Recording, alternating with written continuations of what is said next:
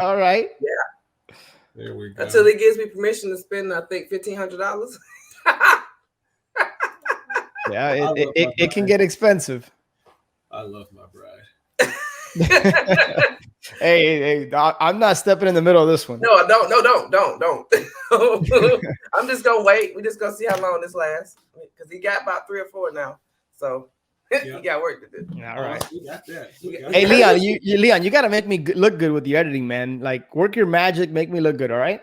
Oh man, yeah, I'll make you look nice and shiny. There you go. There you go. Put a cloud above your head. Who was that comedian, hardcore rapper? But he's shiny. No, he was talking about just Jamie Foxx talking about LL Cool J because he was licking his lips. And he said that hardcore rapper, but he's licking his lips. LL Cool J is always licking his lips. Oh man, I gotta watch that again. I gotta watch that comedy show. Okay, that's hilarious. So thank you so much for doing this. I don't know where this idea came from. It must have been. It's got to be a Jesus thing. I was sitting down, racking my brain, trying to figure out how can we motivate people to take their first step, whether it's with me or whether it's with us or anybody. How can we get them past? And one of the things that just kept coming up was people's excuses, like, and everybody had a different one. And I was like, how can we really like combat that? And I said, why don't we create a community of well-known and aspiring, to be great entrepreneurs who've done their first deal and let them tell their first deal story from their perspective. And it's my hope that as, of course, I interview clients and students, but as anyone around the world wants to get into real estate, they can come to my First Deal Story podcast and relate and get past whatever's been holding them back. I love it. Yes, I love it. Love it. By the way, as an aside, I know we're recording this already, and Leon's going to work his magic. As an aside, make sure, have you guys gone live yet? Have you gone public with the podcast? We did a live to announce the podcast. It's coming soon, last week? Yeah, but it's not on Anchor. It's not on Anchor. It's not published yet. It's not published. This is super important. Your first episode should be an episode about who you guys are and what you just highlighted right there, the motivation, the why behind this podcast. You need to tell that story, but elaborate on it. Yes. Oh, So in other words, episode 000 or episode 0, episode 1, however you're going to call it, needs to be when somebody goes to myfirstdealstory.com podcast and they need to hear who you guys are and why you created this podcast. So basically what you just told me, but like make a story out of it. And that needs to be episode 1. Yes. Yeah. Thank you. Don't just launch into like, hey, here's Greg Pinio kind of thing. Cause people are like, well, what's this podcast about kind of thing? Yeah, no, I think that's dope. I'm glad you said that because we were actually going to interview each other because we both have different first deal stories. So if we could do that first, what you said, do that first, and then we'll start it with ours and then go into everybody else's. So we start with like 6 episodes, but the whole thing tells a story. I'm glad you said that. That's dope. I mean, obviously do whatever you guys want. It would just be my strong suggestion to make that first episode speak to a person about, hey, who's Brittany and Leon and why, like, what's this podcast about? Why is it unique? What's different about it? Yeah. Mm-hmm. Yeah. We got to get our thumbnails and artworks to look as great as yours, man. You got people for that. Yeah. That's just leaning on the right people, man. I have no artistic bone in my body. That's awesome. That's awesome. So he need to make some more money. That's what he's trying to say. You got to. Cash it. He's got this. He's got this. Budget, he really does. I'm really proud of him. Yeah. Allocate funds towards that if you want to do that. Yeah. Okay. So the structure of this podcast it's fairly shorter. I mean, please elaborate, tell your story. I don't want to do that a disservice at all by cutting it off. But the structure is introducing. We'll introduce ourselves and just a light touch of who you are to us. Then we'll ask you to introduce yourself, and then we'll just go into the find, get, close framework of your first deal, where you break down how you found it, how you got it, how you closed it, how it worked for you, and then the last question will be pertaining to what was a limiting belief that you had to overcome, or that you even still overcome to this day, to stay engaged and to stay moving forward. Okay. So that's simple. And then we'll ask how people can, of course, reach out to you or ask questions, and that's it.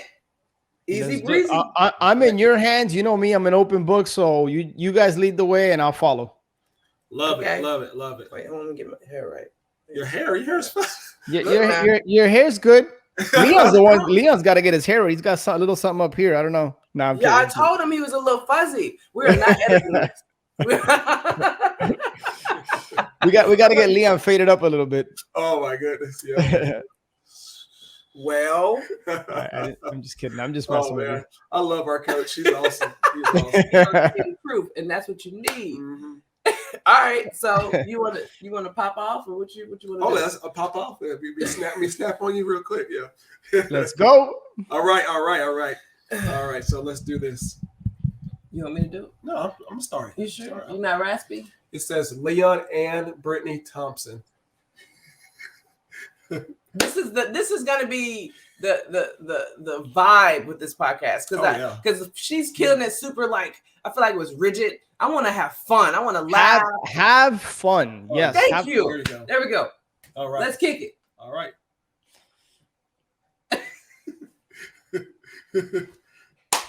All right, guys. Welcome. My name is Leon.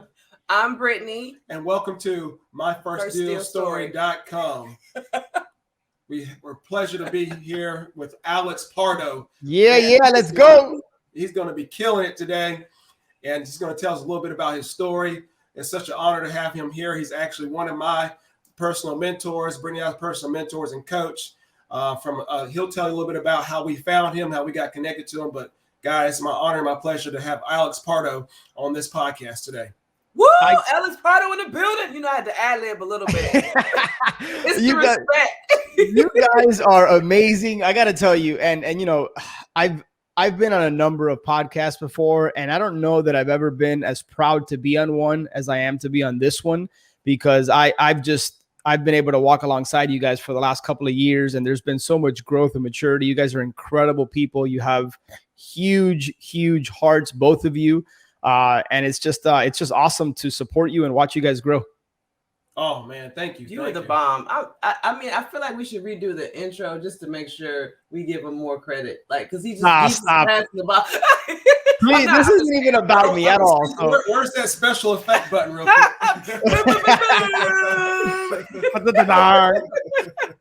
Well, we're gonna have some fun.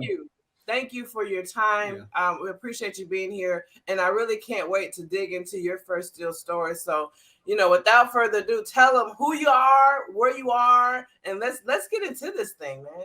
Well, I will keep this as brief and short and sweet as possible, and then you guys feel free to prompt me along. Like you said, this is your show, and I'm just grateful that you guys are kind of leading the way here. But yes, name's Alex Pardo. Born and raised in Miami. My background, my entire family's from Cuba. However, my sister and I were born here in the States. We were the first ones. And, I don't have a bone chilling kind of rags to riches story. And I also was very fortunate that I didn't grow up in poverty. I was a middle-class family. I got a lot of work ethic from my parents. My parents came from Cuba when they were younger. And so obviously they experienced communism and what that's like. And I think they just instilled in me an attitude of gratitude. My parents are not entrepreneurs. They always worked for someone. But one thing they did pass along, they passed along a lot of great values and qualities. But one of those was to just be very grateful for what you have. I think too many times we are focused on the things we don't have. Mm-hmm. And we need to lean into more and just be grateful for what we do have. Now, having said that, it's not to say that, you don't need to have ambition and go after the things you want, because it's out there for you. You can have whatever it is you want. If you're very intentional, you surround yourself with the right people and you put the work in. But yeah, so anyways, for me, I think I was kind of hit with the entrepreneurial bug when I was, 11, 12 years old. I've shared this story many times before, but I was always into sports and baseball, and I would buy baseball cards and I would flip them for like an extra 50 cents or an extra $1.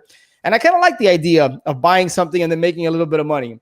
I didn't know it was called wholesaling at the time. And then fast forward, 7, 8 years, I got into college. I started doing pretty well in college. And then I had companies like Johnson & Johnson and General Electric that were interested in me. So, and that sounds super fancy, but trust me, there's nothing fancy and sexy about it. At the time, I thought I was like the cool kid on the block. Yeah. At the time, I'm like, I'm all about this. I got it. And then I got in, and then I got a job with GE. And I remember like, this is not sexy. This is not glorious.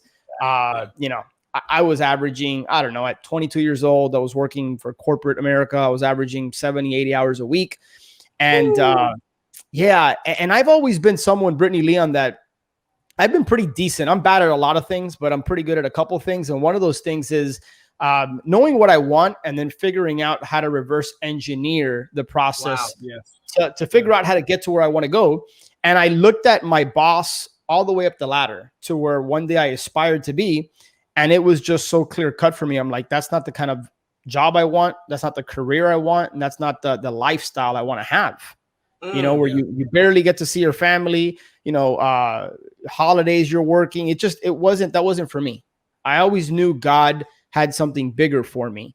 Anyways, finished off that 2-year program. I went backpacking around Europe, and it was in Europe while I was $7,000 in the hole. I was financing the entire backpacking trip on my credit card, where a buddy of mine invited me to a marketing for deals boot camp. And I attended that boot camp and did my first deal 2 months later. So I'll kind of pause there because I'm sure you guys have some questions. Wow. Backpacking through Europe. Okay, that sounds fancy. So far, it sounds like a very fancy story. I must say, Alex. I don't know. So let me clear something up. Let me prove to you how non-fancy this was.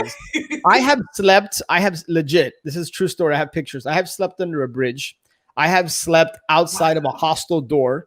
I have slept on the floor. I have slept in hostels with strangers 6 inches from me. We were not, when I tell you we were like roughing it, we were legit roughing it.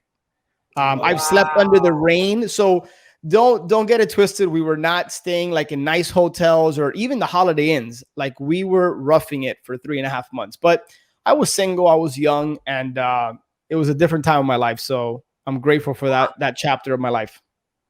Wow. I think that's so cool. Okay, and we're gonna touch on how you got introduced to this course and how you were able to do your first deal. And so I want the audience to kind of hear something. And y'all may not think like me, but when I hear, if I didn't hear about you backpacking and I just heard a friend invited you to a meeting and you ended up getting involved and you end up getting a deal, I would say, man, you had it pretty easy. But I feel like in hearing you speak, if you rewind that a little bit, if you include that time, I mean, I don't know if I'm speaking incorrectly here, but I'm sure while you were backpacking, there was some self-develop, some personal development that you had to be experiencing in that season.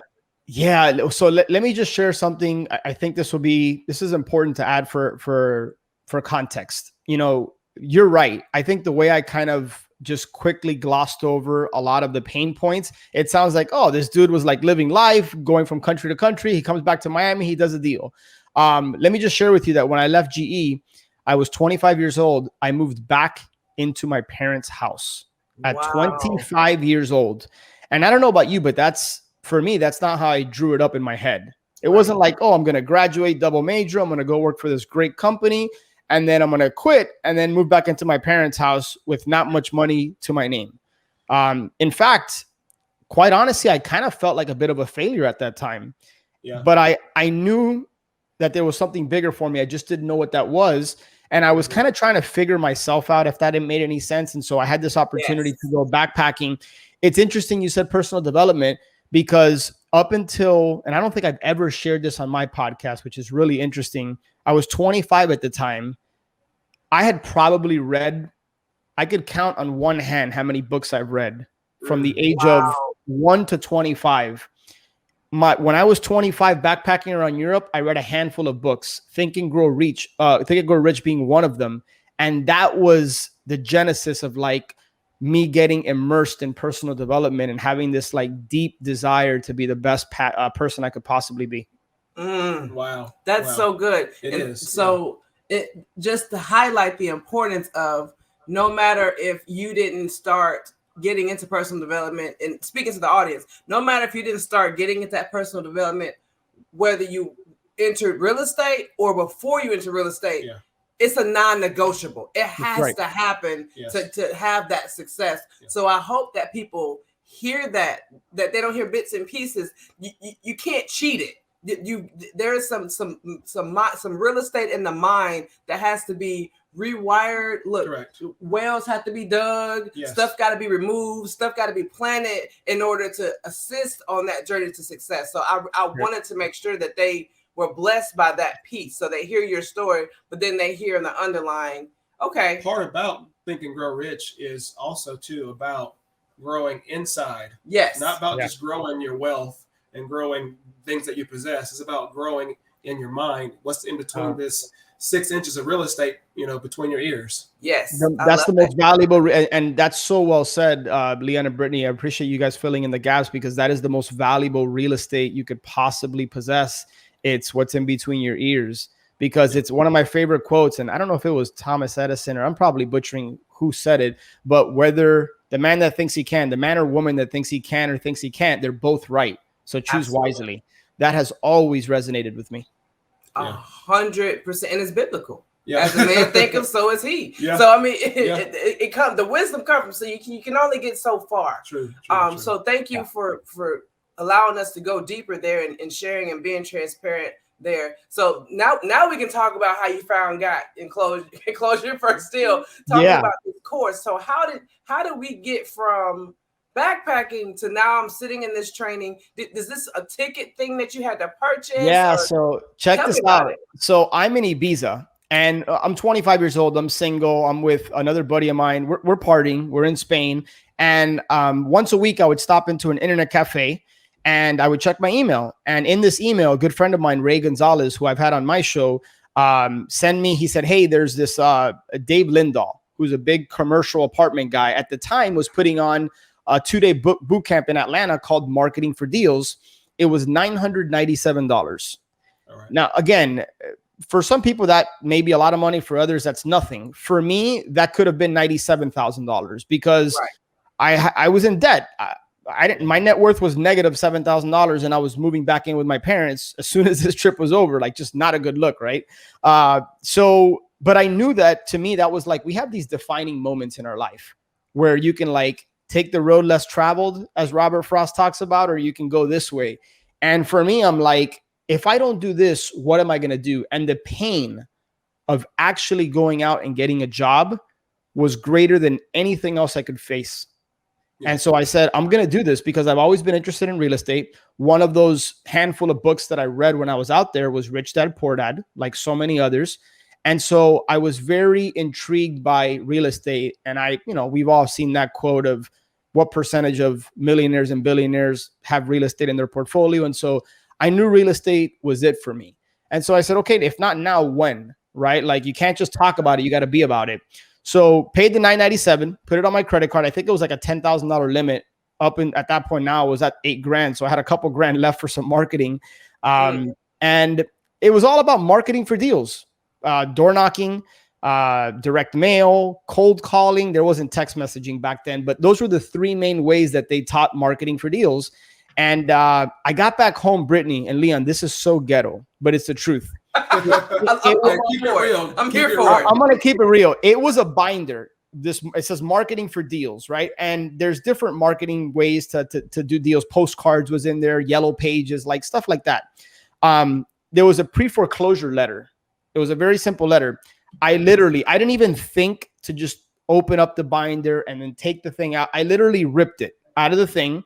I went to Kinko's and I made copies of these pre-foreclosure letters. That became my first direct mail campaign. I sent out 320 something pre-foreclosure letters. And it was so ghetto because, when you make copies, you could see the black 3-ring hole. The line. I'm not even kidding you. It was so ghetto.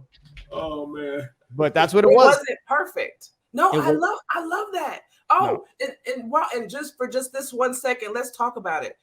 So how many types of letters, how many marketing strategies did you implement immediately on getting back? I just need clarity in this part, right? Just give it to me one more time. That's it. One. One. Yes. One. And it wasn't even like I sent out 30,000 pieces. I sent out like 320 something pre-foreclosure letters. I went to a company.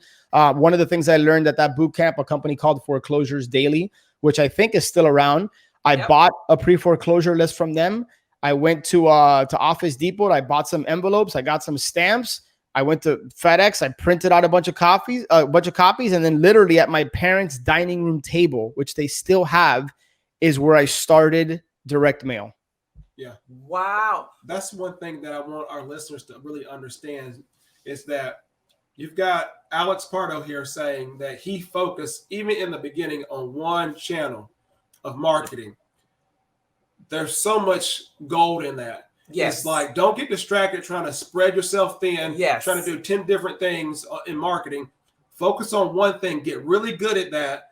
Be precision is what's the key. Yes. Be precise, know your marketing, and get really good at it. Become an expert in that. Then grow and develop and, expand and add more things to your portfolio. Yes, this is so good. And I want to throw out this example in case maybe they're like ear numb to what we're saying because they've heard that do one thing and do in case they just heard that. Think about this. This show is sponsored by HiveMind CRM. It is more than just a CRM. It is a real estate and business mastermind that comes with an all-in-one CRM. You can have unlimited websites and users. You can call, text, RVM, and email all in one user interface. And you can set up custom automations for any type and multiple businesses. 65% of companies start using a CRM system within the first 5 years of business. Once implemented, the HiveMind will save you on marketing, give you more time, and make more money. One of our users had his first $100,000 month using our system in June. We want to see you automate and accelerate your business. Text us at 210-972-1842 for future meetings and, of course, to get our $1 course on how to make more than 6 figures on one land deal. You can schedule your free demo today at HiveMindCRM.io. What if you hurt your leg or there was a foreign object in your leg, right? You want the doctor to go in your leg to get it out. You don't want them to go through your earlobe, through your nose, through your hand, through your stomach. You want them to go. And it's just like that with this.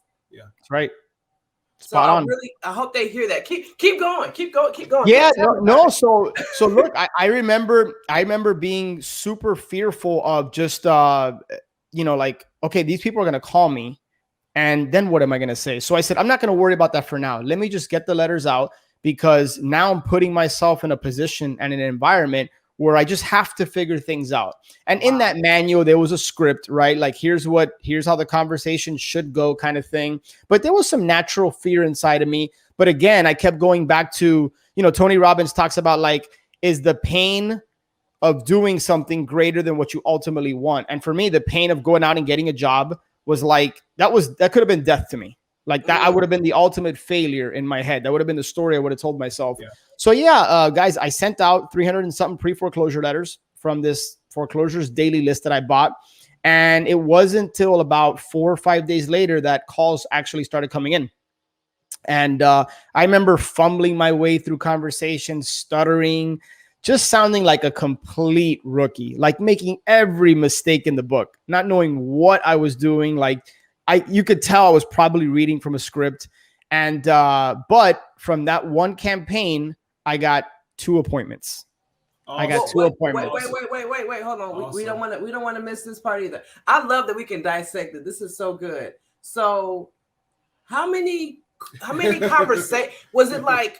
You got 2 appointments from the 2 calls you made? No. I must have had, and this was 2005, right? So whatever it is, 15, 16 years ago that this was, I probably had, 15 to 20 conversations from 300 and something direct mail pieces. And from those conversations, I got 2 appointments. And I remember, like, I don't want to curse on your show, but I just remember feeling, I was very nervous. Let's just leave it there. I remember when I scheduled those appointments, I'm like, I'm going to be meeting face to face with people. And you have to remember, I hit a pre-foreclosure list. That's emotional for a lot of people. Like people are about to lose their home. And I was like, here I am, this 25-year-old. I still consider myself a kid. I've never bought real estate before in my life. And I'm going to meet with them to potentially buy their house, but they're looking at me as like a solutions provider. Yes. Yeah. And I remember feeling the weight of that responsibility, and so, I mean, I'll pause here for any questions you might have, but yeah, I went to 2 appointments, and the first appointment I went to, I'll never forget. It was an Asian family, beautiful family. They owned a restaurant in, it's called Cutler Bay, a particular neighborhood in Miami. And this was your typical 3-bedroom, 2-bath. I think at the time, this was late 2005. The house was probably worth about 160 to 180 somewhere. No, I'm sorry. The house was worth 250, and I ended up getting it under contract for 160. But check this out. Here's what's crazy about this. At that first appointment, they signed over the deed to me. Wow. They signed. So check this out. This is a true story. So they were behind on payments, and I essentially thought, because one of the things I learned at this Marketing for Deals bootcamp was there was a speaker on there, a guy by the name of Mark Sumter, and I don't even think he's in the business anymore, and he was teaching something called short sales. And he was teaching how you could work with the loss mitigation department of these banks, and you could reduce what's owed. And these people were behind on payments, even though there was equity in the property. I thought, well, okay, I need to do a short sale here. So I get the contract, I get them to sign over the deed to me, and I start collecting like the authorization to release information form. Like I'm literally at the kitchen table with them, and I brought my binder from this thing. I just took out like the paper in the front that says Marketing for Deals. So it's like a blank binder. And I'm looking at the short sale checklist, and it says, okay, I need an authorization to release information.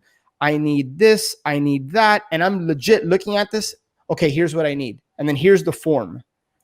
And I started collecting everything. And I look back and I'm like, I was so foolish because I just didn't know what I was doing. But these people, they trusted like their situation to me. Thank God I'm somebody, with integrity, right? That I wasn't there to like take advantage of them, but like anybody could have just taken the deed, stole the house. Like I just think of all this, how this unfolded, and thank God that I was genuinely trying to help these people. And I was so nervous that like I was just like stuttering at the meeting. And if you guys know me, I consider myself a pretty confident guy, but at that time I was just like, I don't know. I was like, what am I doing here in this stranger's house, trying to like walk them through like documents I need to start a short sale? It was crazy.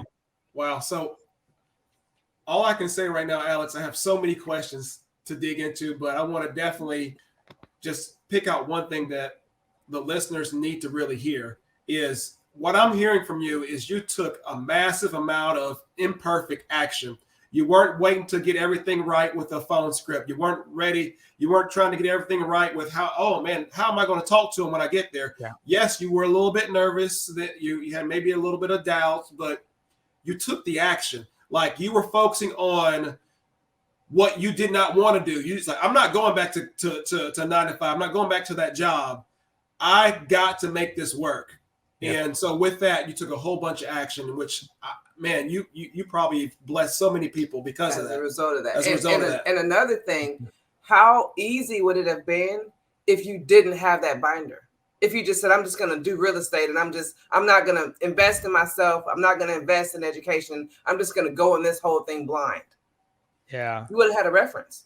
Yeah, who knows? And I also, one of the things that I think I want to mention, because I want to give him credit, my friend Ray, the guy that invited me to this boot camp, I remember when I first met with these people and I got all this paperwork and I went back home and I'm like, what do I do now? And I had this reference, but I'm like, and he had done some real estate deals prior to me. So I called him and I'm like, dude, I went to this appointment. I got this deed. I got all this paperwork. He looked at the deal. He's like, you did what?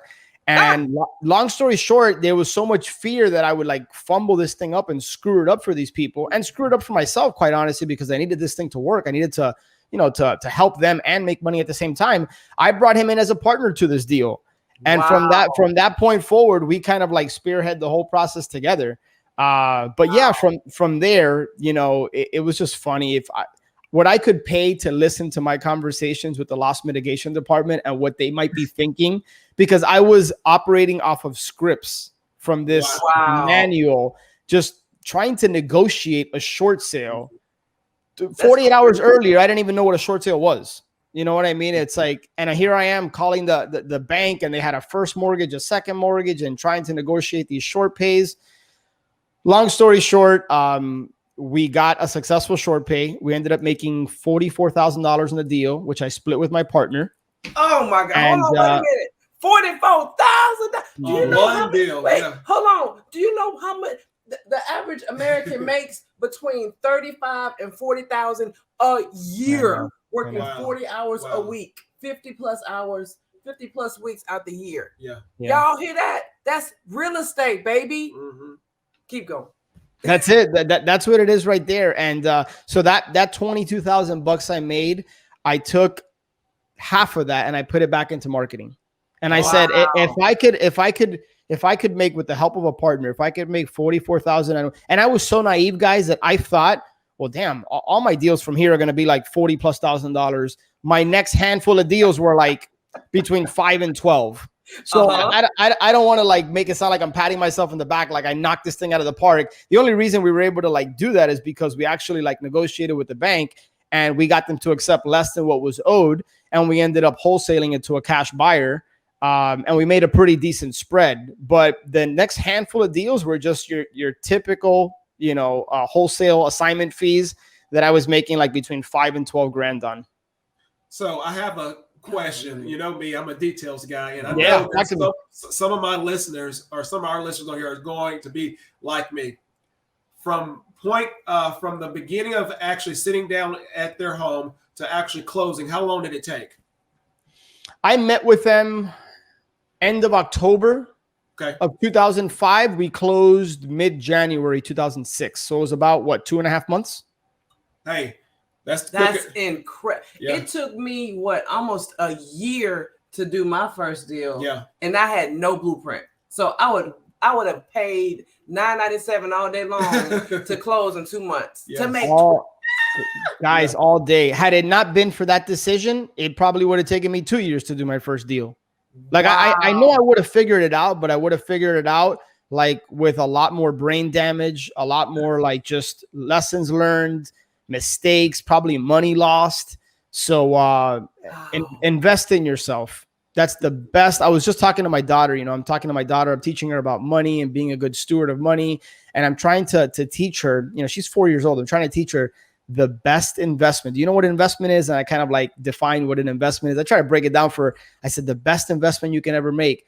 I said, you know what it is? She goes, houses, because she's heard me, right? I said, no, it's in yourself. Invest in yourself. So that's it. But that's the one person you can bet on that you know is going to be there is yourself. That's it. That's it. I love it. And you got to have it. You guys know we're believers, right? You got to have this unwavering faith. Ooh. One thing is to bet on yourself. Another thing is to invest in yourself. Mm-hmm. But then you got to put the work in. Like it's not going to just get handed to you. You gotta just put in that relentless work, and you're gonna get scraped and bumped and bruised and cut, and it's gonna hurt. But if you I always say, right, you can't fail unless you quit. If you just keep going, you'll make it happen. But you got to put the work in. Yeah. Golly. So guys, there you go, right there. I steal a little bit of words from Alex Pardo. I know you guys heard me say that. If you don't quit, you never fail. There you go. As long as you keep getting back up. Just keep pushing. Thank you for breaking that down and taking us through the journey of what that looked like. And it's my hope that our listeners can hear. It's not going to be perfect. And it's okay to go in not knowing everything. Like sometimes mistakes are just inevitable. We're just figuring it out. Nobody can predict the future. And I really believe that you smashed the whole I'm afraid to fail or I don't know what I'm doing limiting belief. You just knocked it out like unconscious. So while we're on that topic, if you don't mind sharing, what is a limiting belief that you had to overcome or even that you overcome to this day just to keep pushing even with the successes you've had? And feel free to just one, either or both. Yeah, so I'll kind of share, I remember when I first got started, I think the fact that I accepted this job, I thought it was going to be everything I wanted it to be. It wasn't. And so I kind of, at the time, I didn't have the growth and maturity I now have, right? I saw that as a failure. And so you have to be careful the stories that you tell yourself, because they can empower you or disempower you. And at the time I told myself, hey, I'm quitting this job. I'm moving back into my parents' house. Like, I kind of saw myself as a failure. And so I remember, while I was backpacking and making the decision to go to this event, I was thinking to myself, like, am I worthy of success? Like, do I deserve this? Like, I believed in myself enough to make the investment, but I had that inner critic, that voice that we all have. Some people might say it's the devil. Other people might say it's, just the thing on your shoulder that says, hey, you can't do this. Right. Yeah. Like I felt like I had somebody whispering in my ear, making me doubt myself. But again, I just kept going back to the fact of, like, God designed me to do something bigger with my life. And I'll be damned if I'm just going to be 25 years old, like, living in my parents' house, trying to, like, figure out my way. Like, that pain was so great. And I had this desire to do something with my life that I said, even though I'm uncomfortable, even though I'm making all these mistakes, I'm just going to do this. I'm just going to, and honestly, I haven't looked back, and that's been a big confidence booster for me. So I think, to answer your question in kind of a not short about way, just believing that I'm worthy, believing that I can be a success, and that's exactly what God wants for me. Love it. Love it. Jeez. Yeah. You caught up with your words right now. Don't know what to say next. It doesn't happen often. I will say this. In the spirit of that, I love to hear you share, where you are now, or even how people can reach you that are inspired, because you have a phenomenal podcast and you have business. There's a lot that you're doing as well. So tell people what the other side of that deciding to say yes decision and push and get through. Tell them about that and how people can reach you. Thank you so much. It's, you guys know me, right? But for those of you that don't, it's I have a heart of that. I really want to help people. I have a genuine desire to impact people's lives and to work with the right people. And Brittany and Leon obviously are just two of those people. I'm super grateful to be able to work with them. But yeah, I have a podcast that I launched in 2016. So it's been almost 6 years at this point, called the Flip Empire Show. So if you go to flipempire.com/podcast, that'll take you right to Apple Podcast. Recently had Brittany on there spitting fire, so it was awesome. And yeah, no, I just I love that platform because it allows me to just be myself, be authentic, be vulnerable, not just share the wins, but also share, hey, I got knocked down, or here's a failure, here's a lesson learned. And so the Flip Empire Show, I would highly encourage you guys to check that out. And then super grateful, along with a good friend of mine, Steve Kavanaugh, to get to co-lead just an incredible, awesome, and that's not hyperbole, just an incredible group of entrepreneurs and really first people, incredible group of people. And we do that. It's called Ascend. Brittany and Leon have been a part of that since day one. And sometimes I pinch myself that, I get to do what I do. So, and then we recently closed on a 340 unit self-storage facility. I still have some rentals and do some other things in real estate, but yeah, those are the main things. Really, Ascend and the podcast is where I get just so much genuine joy and fulfillment. The real estate, those are just vehicles to allow me to live my vision. Love it. Love it. And that's that's one thing that we can agree is that real estate allows us to live our vision. Not a lot of people may be currently in that place. Maybe they are, some of the listeners are, still have a W-2. Maybe they still enjoy their W-2, but maybe they're just looking to get their first deal so that they can supplement their income, maybe some additional income. And that's how Brittany got started. And then we're like, wow, we can actually change our lives or the direction of our family through real estate and use this tool and just this vehicle and take us to the moon and back, Absolutely. And just to drive the point home just a little bit deeper, both of us, like everybody on this podcast right now, had to say yes. Yeah. If we didn't say yes, this wouldn't be happening. In other words, listeners, you wouldn't be able to hear this. So when we say yes, let's make sure that we realize and identify the fact that we're not only saying yes to us, but we're saying yes to legacy, to not only ourselves and the impact on our life, but others and the impact we have on their life. Yeah. So well said. Yeah. It's powerful. And we thank you so much, Alex. Yes. You've been such an impact in our lives. Man, if we did not say yes to to join us in. I think that, man, who knows where the trajectory of our life would have gone. And I'm so honored to be able to grow this business in relationship with you guys and Steve and just everybody that's had a positive impact and those who we've been able to pull up with us as well. Yes, definitely. So if you have it, if once you get past doing your first deal and you are really wanting to stay in it, like you've gotten a taste of a little bit and you want to do more of it, make sure that you get yourself a community. Ascend for us has been an incredible community. I mean, check out what Alex said. I don't think he's spoken of it high enough. It is truly been a game changer for us. And on his podcast, y'all, he several hundred episodes in, like that, he lightly touched the surface. So you definitely have an opportunity to hear other perspectives there as well. Thank you so much, Alex, for being here, for leading us, for giving your time. I can't think of a better way to go into the holiday with being grateful and being thankful. Those of y'all listening in, wherever you are, whether you feel like you don't have the credit or the cash, whether you feel like you don't know enough, or you've got to hit certain licensings and all of that stuff, listen, you too can get your first deal. And do not let anything stop you.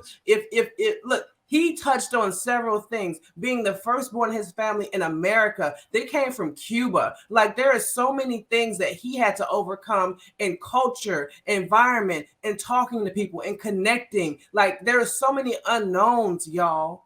And seriously, don't say yes. There is something powerful on the other side, whether it's yes to us or yes to somebody else that may resonate better with you. Say yes and see what God will do with it. Woo! All right, I love it. You guys got me pumped up here. I'm getting ready to go out and do another deal now because of you guys. I love it. Love it. Well, thank you. And this has been an incredible episode of the My First Deal Story podcast. The show is sponsored by The List Guys. Do you need more leads in your local or virtual market? 1 in 10 small businesses don't invest in any kind of marketing. The List Guys have over 35 plus list types to choose from, and you can mix and match any list or criteria. We also use the skip trace list and provide up to 7 numbers and email addresses. Every list you purchase will be scrubbed against previous purchases. The List Guys are here to save you time. Contact the List Guys today at www.1listguys.com. That's www.1listguys.com. Thank you again, Alex, for joining us. And listeners, don't forget to subscribe and share. Peace! Take care, guys.